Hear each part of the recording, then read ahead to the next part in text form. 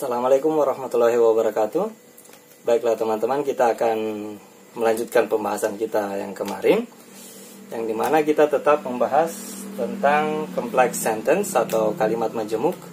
Kemarin kita telah definisikan, yaitu kalimat yang terdiri dari satu independent clause dan minimal satu dependent clause. Maksudnya terdapat satu independent clause dan minimal satu dependent clause. Nah, adapun yang jadi fokus pembahasan kita yaitu dependent clause. Jenis yang pertama yang kemarin telah kita bahas itu adalah adverbial clause. Kemudian kita bahas noun clause. Nah, sekarang kita akan membahas adjective clause, atau biasa juga di buku-buku referensi yang lain dikatakan relative clause. Baik, definitionnya dia adalah dependent clause sebagai adjektif, yang difungsikan sebagai adjektif. Maksudnya di sini dependent clause secara keseluruhan, dependent clause ini difungsikan sebagai adjektif. Seperti teman-teman ketahui bahwa adjektif adalah kata yang difungsikan untuk menjelaskan kata benda atau noun. Nah, kemarin kita telah menyinggung sedikit apa yang dimaksud dengan rangkaian noun phrase.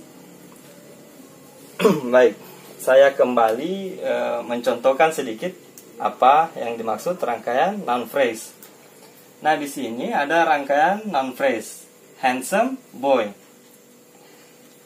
Kemarin telah kita pelajari yang menjadi modifier itu yang berkelas kata adjektif. Handsome di sini dia berkelas kata adjektif. Nah, boy di sini dia berkelas kata noun. Oke. Nah, ini difungsikan sebagai modifier. Ini difungsikan sebagai head. Nah, polanya MH. Untuk rangkaian adjective clause, dia diletakkan setelah head. Polanya HM. Bisa juga terdapat MHM. Nanti kita lihat pada contohnya. Di sini ada beberapa contoh, tapi nanti.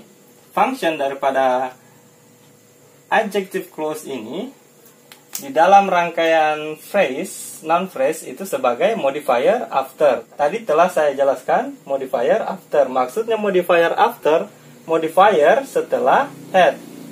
Atau penjelas daripada noun setelah head, setelah noun. Ini modifier after. Berarti ini modifier before. Oke.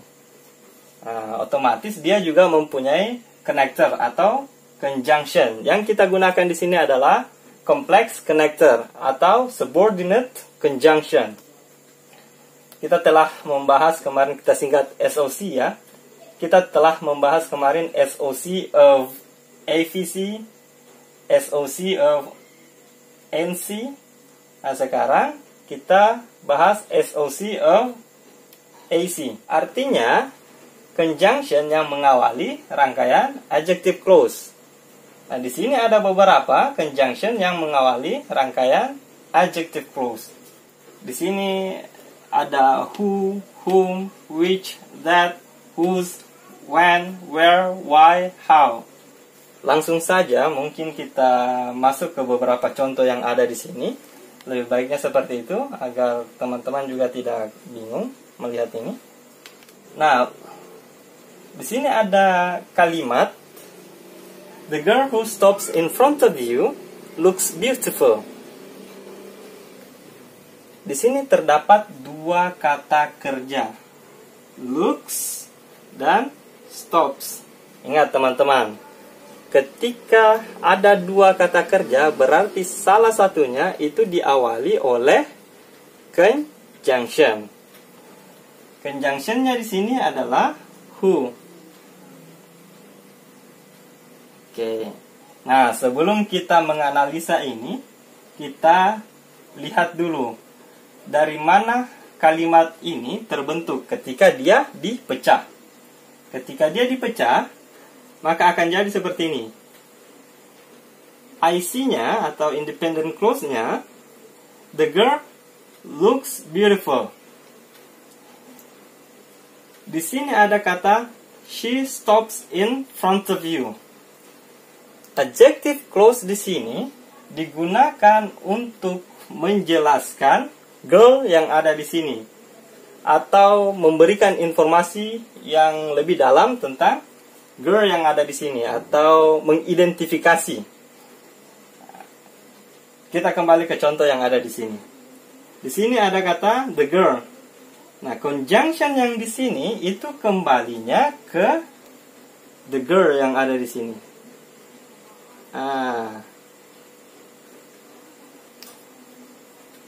Who stops in front of you itu mengidentifikasi perempuan tersebut.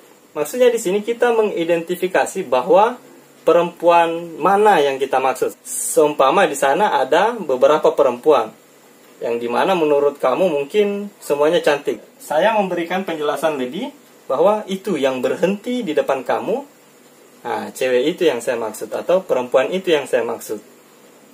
Seumpama di sana ada beberapa perempuan. Artinya saya di sini memberikan penjelasan lebih terhadap perempuan yang ada di sini. Ingat bahwa adjective clause hampir mirip-mirip dengan noun clause, tapi di dalam adjective clause itu ada tempat kembalinya. Who yang ada di sini kembali ke girl. Sebenarnya who ini adalah asal dari kata she yang kita maksud di sini. Cuman dia digantikan oleh who. Nah, ini berarti adjective clause-nya. Ini menjelaskan ini sebagai head ya. Ini sebagai modifier. Nah, modifiernya berupa adjective clause, menerangkan girl atau memberikan keterangan lebih kepada perempuan yang ada di sini. Nah, maaf teman-teman, saya tidak menulis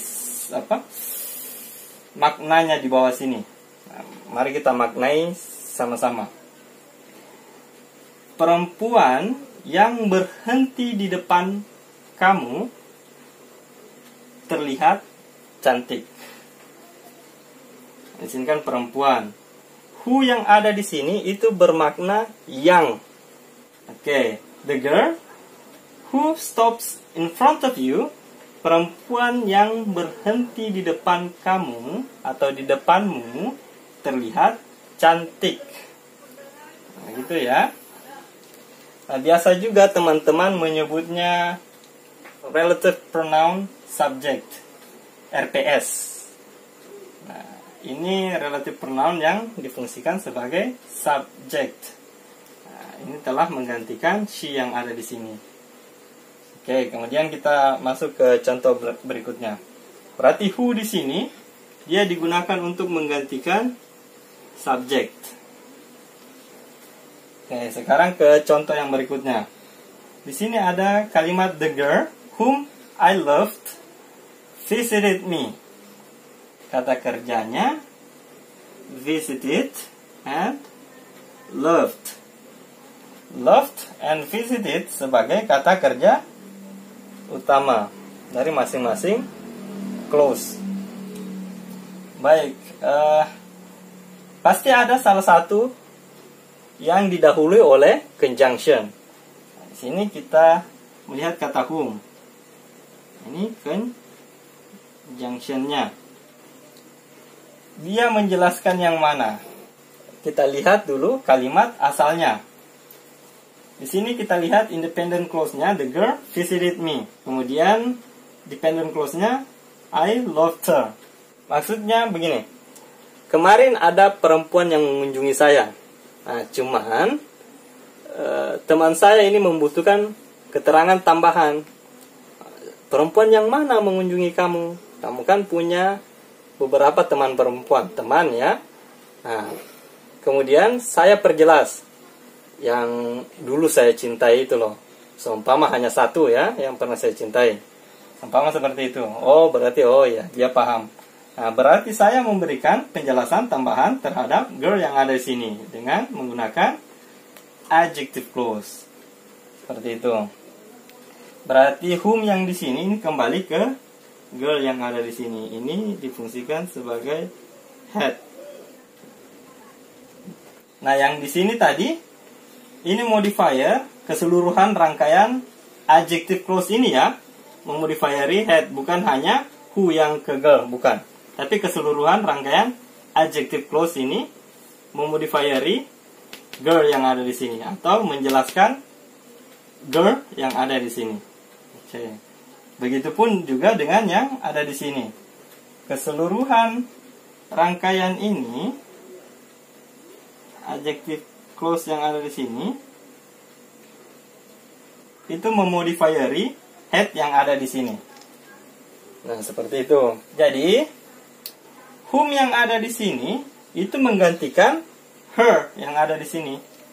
Her. Nah, ini digantikan whom.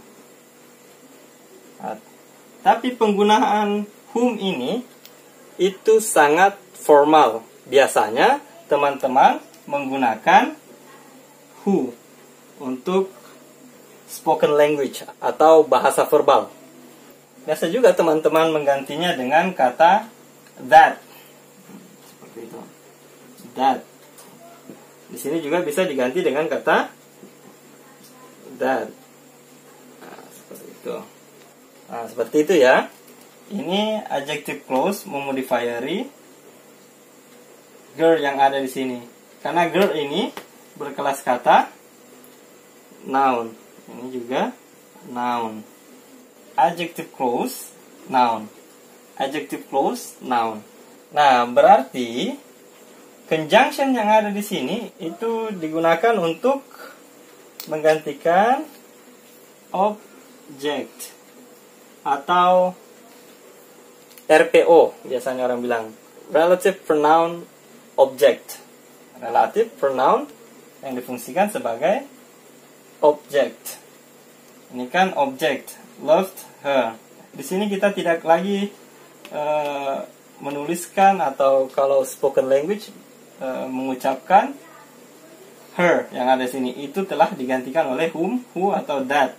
Bisa kita letakkan di sini. Sama juga dengan yang di sini. Kita tidak menuliskan atau ketika itu kita verbalkan, kita tidak mengucapkannya lagi she stops, no. Tapi who atau that.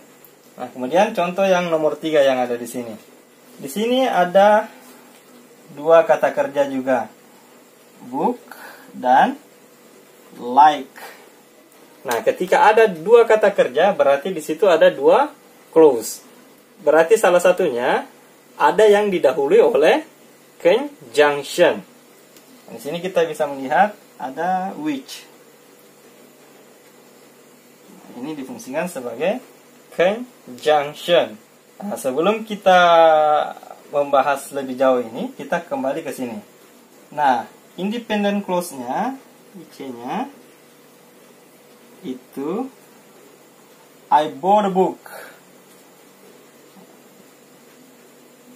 DC-nya itu I like it. Di sini it ini telah kita gantikan dengan which. Asal katanya itu it, kita gantikan which. I bought a book which I like. Ini adalah rangkaian adjective clause yang difungsikan sebagai modifier ke book yang ada di sini. Ini salah kata kerjanya ini. Nah, saya kira tadi book memesan atau apa. Sorry. Nah, kata kerjanya bought. I bought a book. Ini menjelaskan noun yang ada di sini. Nah, ini sama juga seperti ini, seperti itu ya. Keseluruhan rangkaian adjective clause ini memodifieri atau menjelaskan book yang ada di sini. Buku apa yang saya beli? ya otomatis buku yang saya suka. Itu saya memberikan keterangan tambahan. Seperti itu ya. It yang di sini itu digantikan dengan kata which. Atau bisa juga kita gantikan dengan kata that. Nah, that. Berarti which yang di sini itu difungsikan untuk menggantikan non-person. Nah, ini kan bukan manusia atau orang. Berarti which yang ada di sini digunakan untuk menggantikan subjek maupun objek. Nah, kedua ini itu untuk person, menggantikan person atau orang. Ini digunakan untuk menggantikan non person.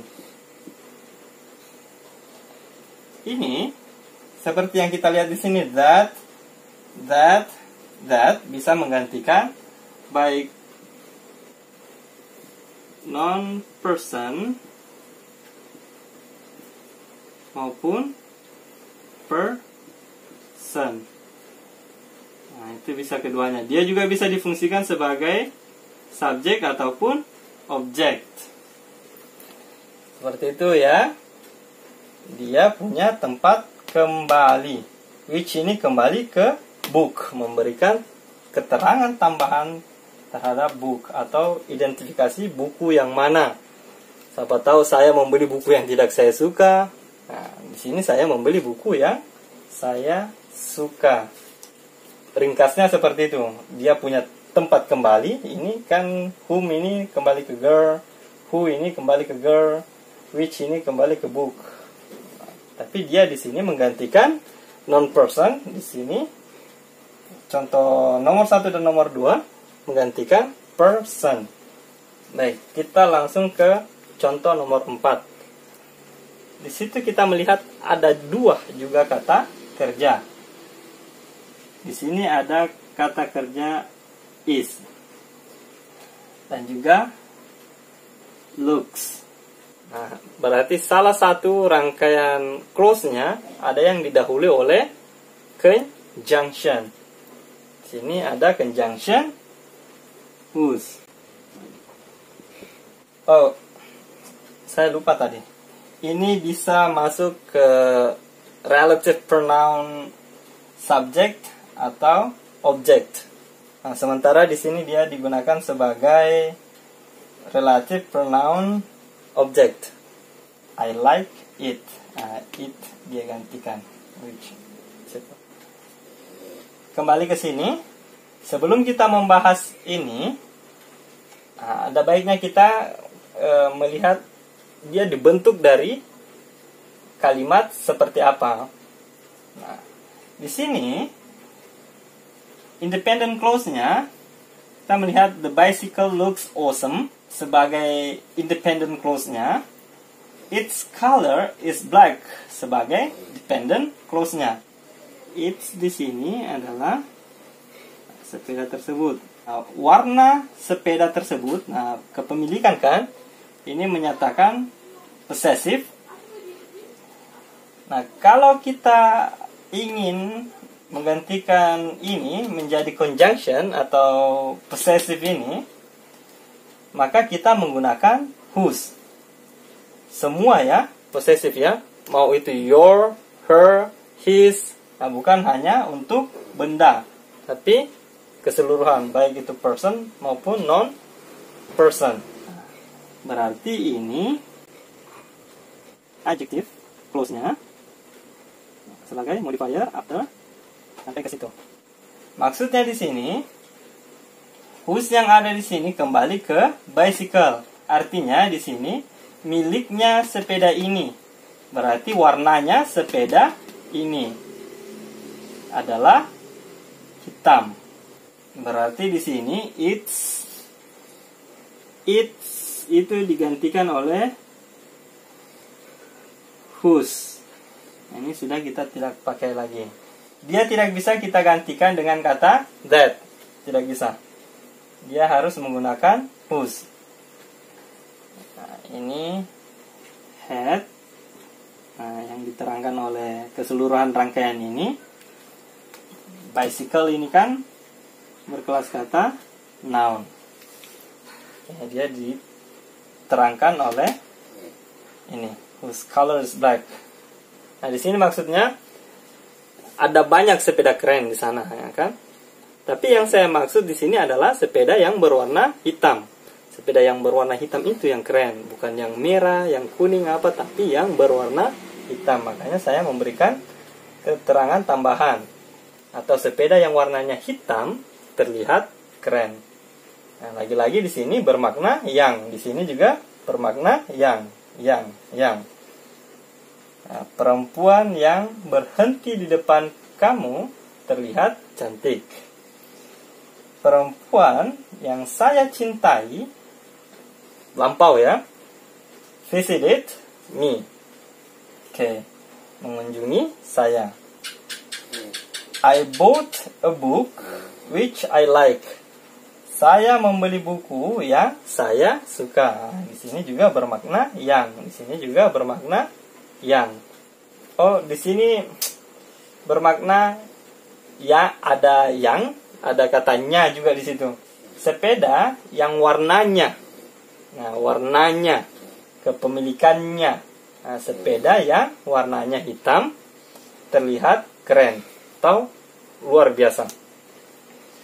Atau bisa juga langsung sepeda warnanya hitam terlihat keren, luar biasa, tapi agak kaku ya. Mending kita terjemahkan sepeda yang warnanya hitam terlihat keren. Nah, itu lebih luas. Oke, kemudian ada contoh selanjutnya di sini. Kata kerjanya itu ada teach dan is. Nah, otomatis salah satu rangkaian clause yang ada di sini itu didahului oleh conjunction. Nah, karena di sini ada dua kata kerja utama yang difungsikan sebagai kata kerja utama, makanya where yang ada di sini difungsikan sebagai conjunction. Ini biasanya juga orang sebut relative adjective. Nah, itu possessive ya. Oke. Kembali lagi ke sini. Nah, ini conjunction-nya itu dibentuk dari, nah, kita lihat kalimat asalnya. The school is an Islamic school. Itu difungsikan sebagai independent clause-nya. I teach there itu difungsikan sebagai dependent clause-nya.